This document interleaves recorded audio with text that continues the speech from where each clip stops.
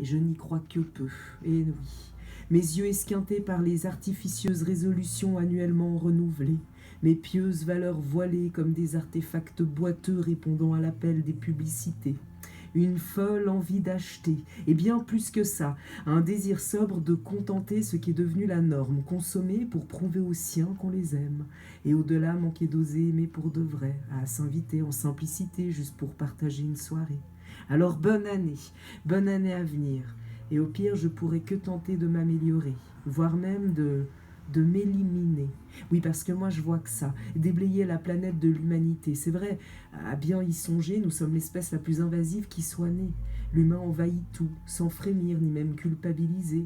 Il emplit son quotidien d'inutile, sa praticité de débile, sa douceur de bile, sa méchanceté de subtil, sa pulsatilité transformée en ligne morne, une bigorne sur le crâne, et on l'aurait bien mérité à allumer la flamme de la servitude assumée, à oublier de se questionner sur le sens de nos actions conférées. Alors, moi, en ce mois de janvier, j'ai mal au bide.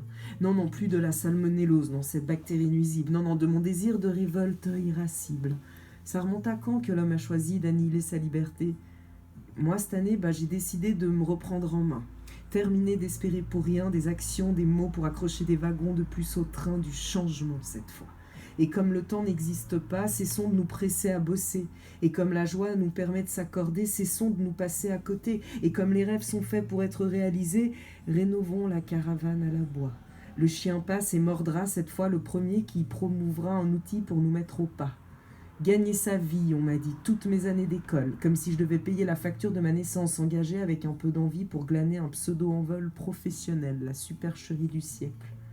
Alors pour résolution, il me sera question de mon évolution personnelle, au-delà des règles de ce système assassin de nos écosystèmes et de nos rapports humains, cette haine qu'ils sèment. Alors faire des choix sensés, c'est décider cette année, on arrête de consumer notre planète.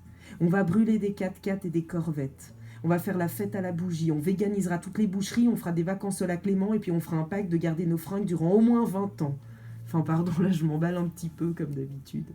Non, pour terminer cette chronique, plus sincèrement, je vous donne juste 2-3 petites astuces hyper simples pour vous rebeller et réagir pacifiquement.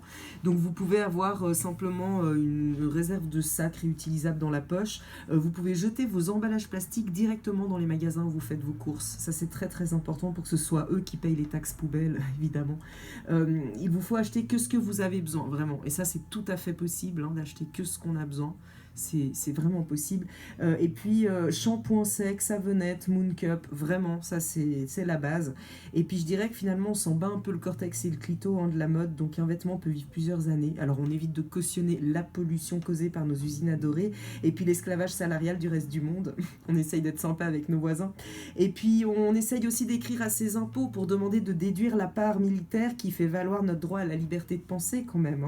Voilà. Et puis surtout, on refuse d'être maltraité et puis d'être sous-payé. Donc on refuse les travaux de merde. Voilà.